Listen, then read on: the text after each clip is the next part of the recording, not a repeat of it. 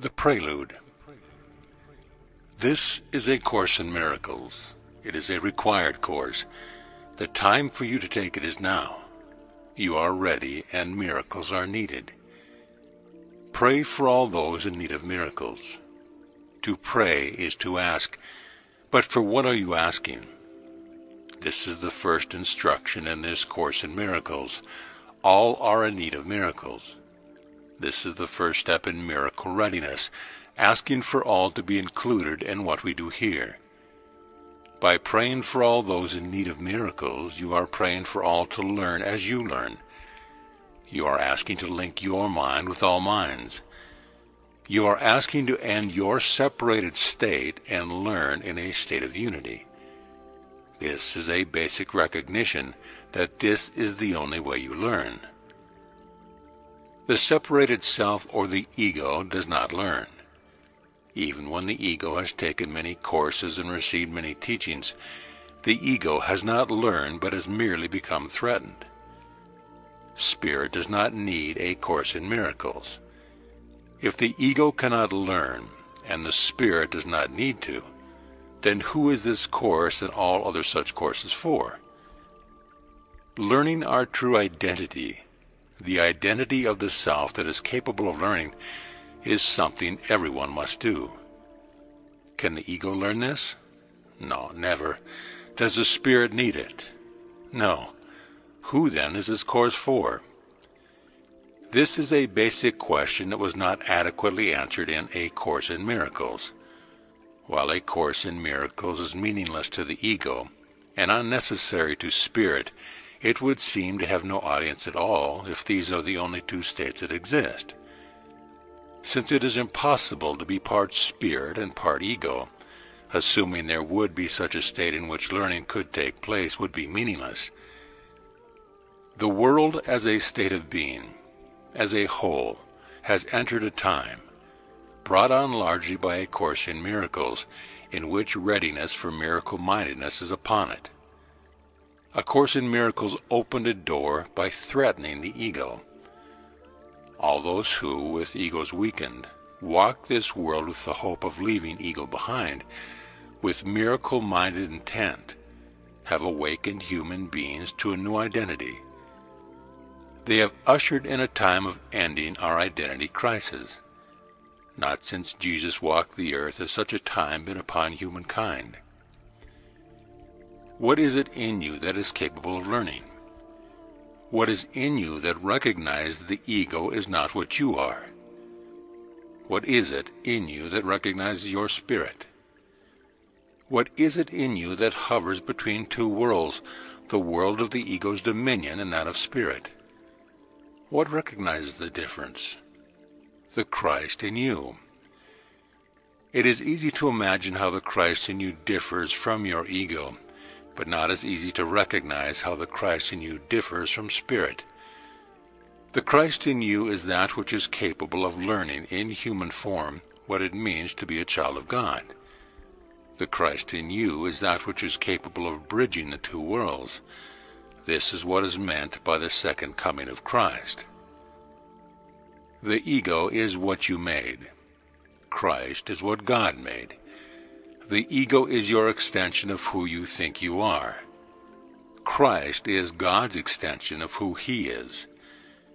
In order to end the need for learning, you must know who you are and what this means. Where the original Course in Miracles was a course in thought reversal and mind training, a course to point out the insanity of the identity crisis and dislodge the ego's hold, this is a course to establish your identity and to end the reign of the ego. There are still few who dare to believe in the glory of who they are, few who can lay aside the idea that to think of themselves in the light of God's thought of them rather than their own is arrogance. This is only because the ego is not yet and finally gone. You are right not to desire to glorify the ego in any way. You know that the ego cannot be glorified, and that you would not want it to be. This is why, while the ego remains, you cannot know who you are. The only glory is of God and His creations. That you are among the creation of God cannot be disputed. Thus all glory is due you. All glory is yours, and your effort to protect it from the ego's reach are valiant but unnecessary. The ego cannot claim the glory that is yours. Many of you desire to be foot soldiers, to just live the good life without claiming glory, without having any grand ideas about yourself. It is possible to do much good work without recognizing who you are, but it is impossible to be who you are, and you are what the world is for. Your recognition of yourself and your recognition of your brothers and sisters is what the world is for. To stop before this is accomplished, when it is in reach, is every bit as insane as belief in the ego. Ask yourself what it is that stops you. As humble as you seem to be in your choice, you are still letting ego make your choice. This is not humility, but fear. The further teachings of the original course were designed to turn fear into love. When you think you can only go so far and no further in your acceptance of the teachings of the course and the truth of yourself as God created you, you are abdicating love to fear. You are perhaps making this world a better place, but you are not abolishing it. In your acceptance of doing good works and being a good person, you are accepting ministry to those in hell rather than choosing heaven. You accept what you view as possible and reject what you perceive as impossible. You thus cling to the laws of man and reject the laws of God. You claim your human nature and reject your divine nature. What is this rejection but rejection of yourself? What is this rejection but fear masquerading as humility? What is this rejection but rejection of God? What is this but a rejection of miracles? You who have rejected yourself are likely to feel increasingly burdened. Although an initial burst of energy may have followed your reading of the Course, or your discoveries of other forms of the truth, although you may even have experienced what seem to be miracles happening to you as you continue to reject yourself, this energy and these experiences that lightened your heart would have begun to recede and to seem as distant and unreal as a mirage. All that you retain is a belief in effort and a struggle to be good and to do good, a belief that clearly demonstrates that you have rejected who you are. O child of God, you have no need to try it all, no need to be burdened or to grow tired and weary. You who want to accomplish much good in the world realize that only you can be accomplished. You are here to awaken from your slumber. You are here not to awaken to the same world, a world that seems a little more sane than before but still governed by insanity, a world in which it seems possible to help a few others, but certainly not all others, but to awaken to a new world.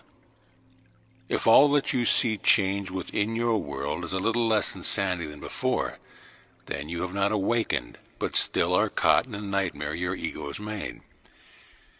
By choosing to reject yourself, you have chosen to try to make sense of the nightmare rather than to awaken from it. This will never work.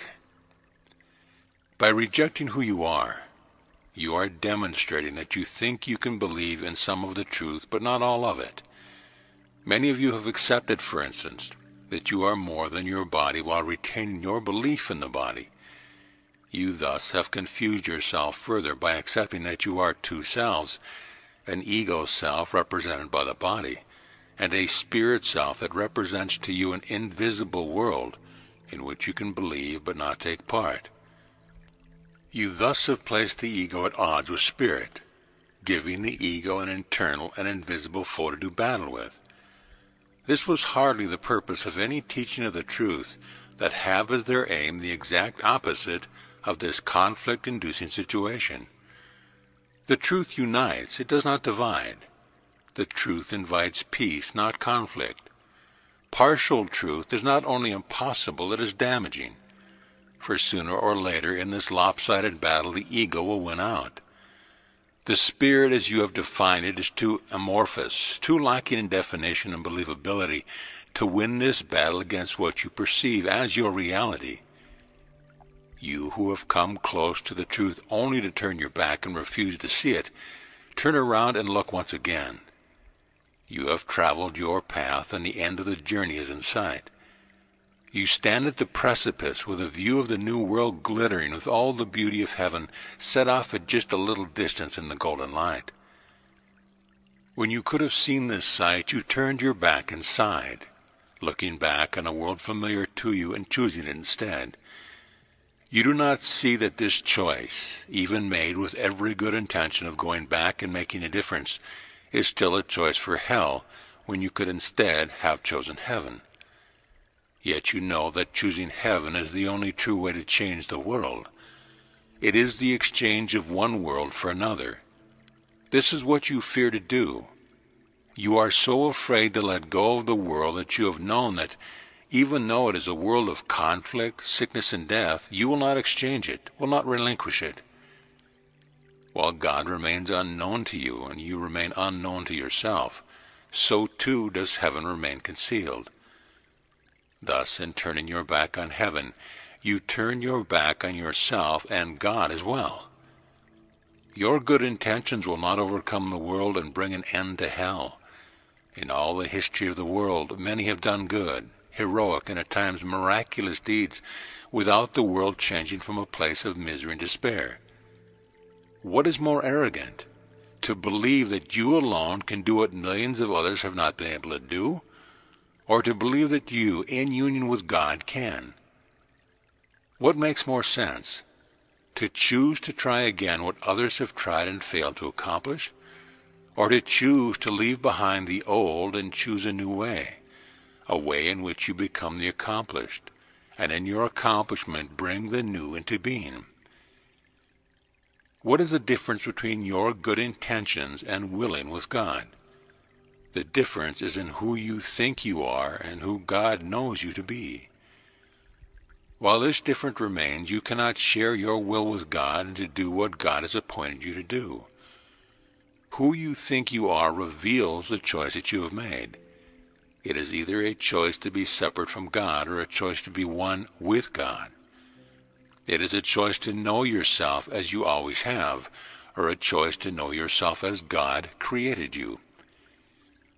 It is the difference between wanting to know God now and wanting to wait to know God until you have decided you are worthy, or until some other designated time, such as death. What are good intentions but a choice to do what you can, alone by yourself against great odds?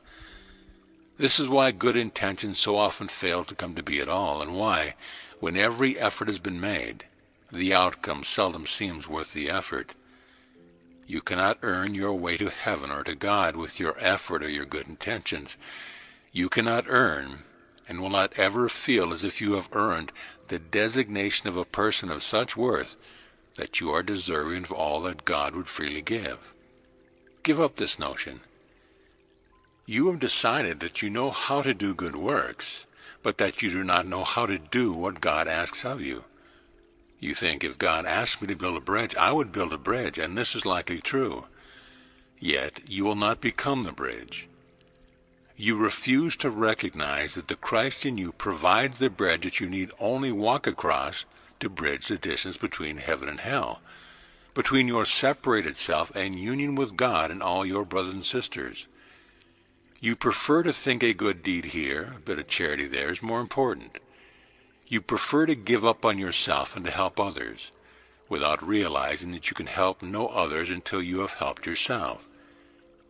You prefer selflessness to self, because this is your chosen way to abolish ego and to please God. This is not unlike the attitude of a good mother who decides to sacrifice herself for her children, without realizing that her sacrifice is not only unnecessary, but undesirable.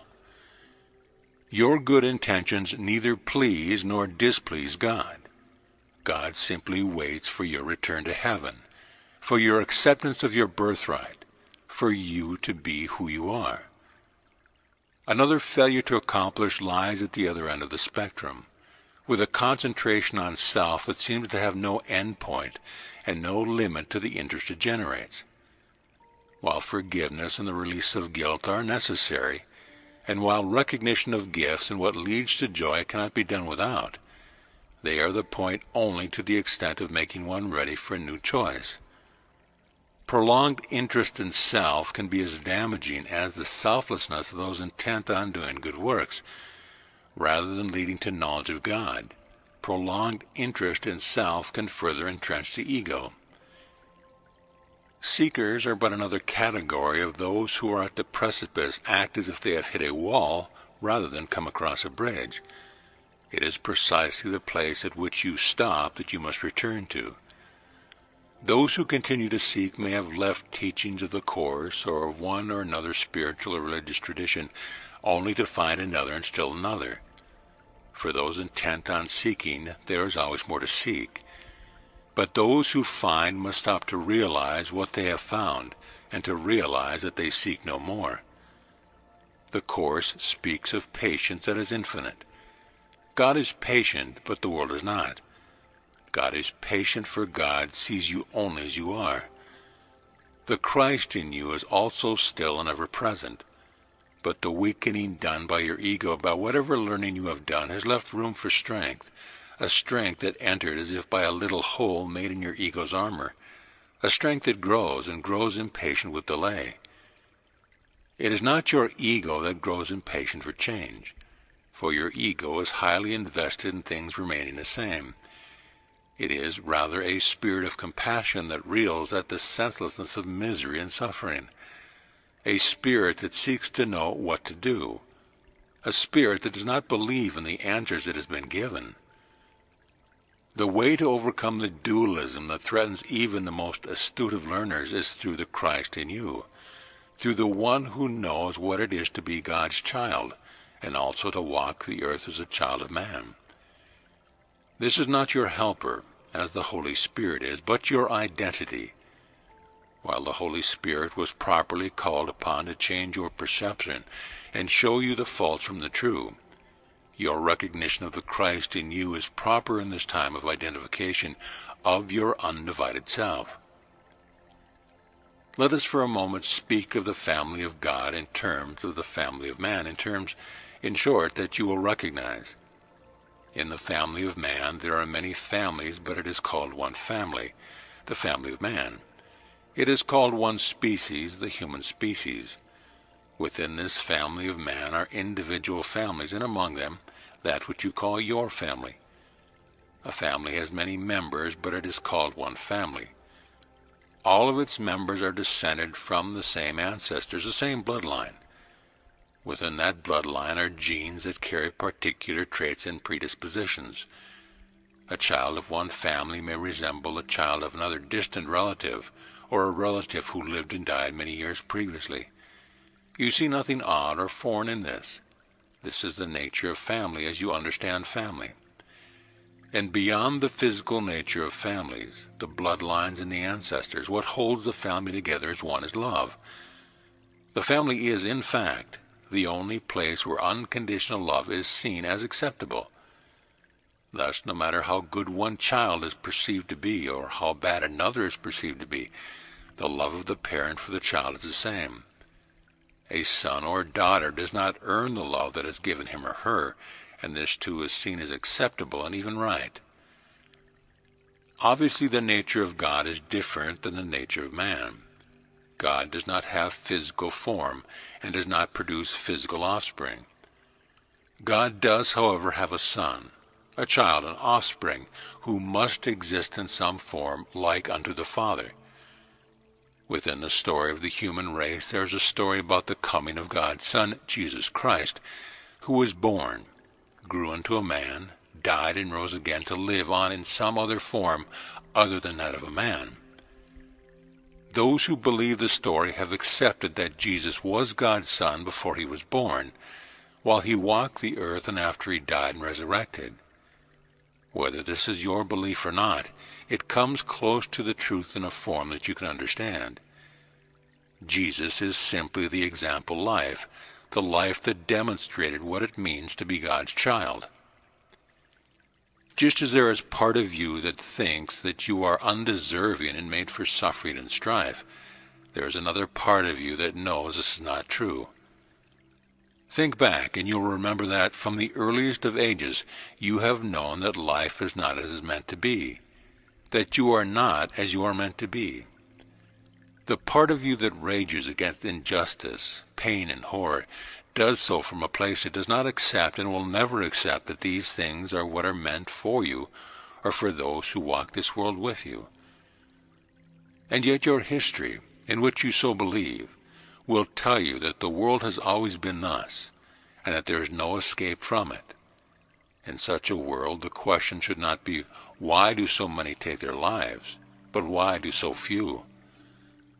There are many forms of pain and horror, from physical illness to torture to loss of love, and in between these many frightful occurrences is the equally distressing life of the purposeless, where hours pass endlessly in toil that is the cost of your survival here. Even those who have studied much and learned the lessons of the Course well leave their learning and their teaching sit idly by while they earn their living until the dust that is collected upon it obscures it from their sight. This is the cost of turning back when heaven could have been reached, the cost in continuing to believe in the laws of the world that govern the survival of the body. This is the way of those who know this is not the way it is meant to be, and then doubt their knowing. This is the way it has always been, they cry. They lament that they see but one real world while heaven waits just beyond their willingness to proceed. You are the creation like unto your Father, and the family of man is like unto the family of God. Just as children grow in your real world and leave their family, separate from their family to begin their own life, so have you done as a part of God's family. In the human family, the separateness and independence that comes with age are seen as the way that things should be, and yet a return to the family of origin is also seen as natural. Children go away for a time, eager to assert their independence, only later return. The return is the symbol of maturity, acceptance, and often of forgiveness. What does it mean to believe in God? You recognize that you cannot know God in the same way in which you know another human being, and yet you keep seeking this type of knowing. Even with another human being, knowing what they stand for and what their truth is, what rules they obey, how they think, and how what they think aligns with what they do is the essence of knowing them. God gave you the Word to know Him by. God gave you the Word made flesh as an example to live by, an example of a living God. What more than this is necessary? You seek form when you already have content. Does this make any sense? You read what authors write and feel that you know not only their characters but them as well. Yet you meet an author face to face and you can seldom see in them what you saw in their writing. When you meet an author face to face, you view their form. When you read their words, you view their content. When you quit seeing with the ego's eyes, you quit seeing form and quit searching for it. You begin seeing content. Content is all you have of God. There is no form to see. Yet in the content is the form revealed. This is true seeing. For content is all, and form is nothing. The content of God is love. Jesus embodied God by embodying love. He came to reverse the way God was thought of, to put an end to seeing God in human terms of vengeance, punishment, and judgment. Jesus did this not only by embodying God in human form, but by giving a true rather than a false picture of power. Before the coming of the Word made flesh, the Incarnation, the only idea humankind could draw on an all-powerful being was a being whose power resembled the powerful among them. Jesus took such a stand against those with this kind of power that he was put to death. But Jesus did not advocate for a powerless people. Jesus taught true power, the power of love, a power proven by the resurrection. Jesus, united with the Christ in you, is he who can teach you who you are and how to live as who you are in a new world. He can open heaven to you and walk you through its gates. there to exchange this world at last for your true home. But it is not your body that will pass through heaven's gate, nor your body's eyes that will view the new world you will behold and take with you. To view a physical world of dimension, shape, and scope like unto the old, and hope to transport it from one place to another would be delusional. The new world does not have to do with form, but with content, a content that is as transferable as an author's words upon a page. How many would not travel to heaven if they could get on a bus and be transported there? Yet each of you holds within you the power to reach heaven. Knowing yourself as who you really are is the only thing that will allow you to quit fearing your power. Jesus accepted his power and so brought the power of heaven to earth. This is what the Christ in you can teach you to do. This is miracle mightiness. This is love. This is oneness. The Christ in you teaches only in the sense of imparting knowledge that you already have and once again have access to, as you join with your own real self. Once this is accomplished, you are accomplished, because you are complete. But if in your joining with Christ is the accomplished and completion of all lessons, who is he who provides the lessons? This is Jesus. The Christ in you is your shared identity. This shared identity made Jesus one with Christ. The two names mean the same thing, as oneness is what was always shared and always will be. You are eternally one with Christ. The only way you can identify Jesus differently is to relate to the Jesus who was a man, the Jesus who existed in history. This is the same way in which you are able to see yourself, as man or woman, or as being existing in a particular time in history. This one, or at best three-dimensional nature of your seeing, is the nature of the problem. If you cannot see yourself other than as man or woman living in a particular place in a particular time, you cannot see yourself. Thus Jesus comes to you again, in a way that you can accept, to lead you beyond what you can accept to what is true. To tell someone, even a young child, that a caterpillar becomes a butterfly is seemingly unbelievable. This does not make it any less true. The butterfly, although some perceive it as being lovelier to behold, is still the same being as the caterpillar. The caterpillar did not cease to exist. It simply transformed into what it always was. Thus it would seem as if the butterfly is both butterfly and caterpillar, two separate things becoming one. You are well aware of the fact that if you could not see the transformation take place with your own two eyes, you would not believe that the two seemingly disparate creatures were the same. Someone telling you this story of transformation without being able to show you proof that you could see would be accused of making up a fairy tale for your amusement. How many of you see this story of your own self in this same frame of mind? It is a nice fairy tale, an acceptable myth. But until your body's eyes can behold the proof, this is all that will remain. This is the insanity of the nightmare you choose not to awaken from. It is as if you have said, I will not open my eyes until someone proves to me that they will see when they are open. You sit in darkness awaiting proof that only your own light will dispel. Your willingness to learn is evident, or you would not be here. You have been told and told again, and a little willingness is all that is necessary. Why do you seem, then, to have not advanced, or to have advanced only a little bit, when your willingness is mighty? Only because you have not vanquished the ego. You learn, and then you let the ego come and take all you have learned from you again and still again. It is ingenious in its ways of getting you to turn back again and still again, until you feel as if you're going in and out through a revolving door.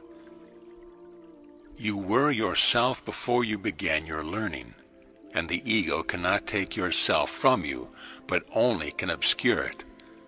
Thus the teachings you need now are to help you separate the ego from yourself, to help you learn to hear only one voice. This time we take a direct approach, an approach that seems at first to leave behind abstract learning and the complex mechanisms of the mind that so betray you. We take a step away from the intellect, the pride of the ego, and approach this final learning through the realm of the heart. This is why, to end confusion, we call this course a course of love.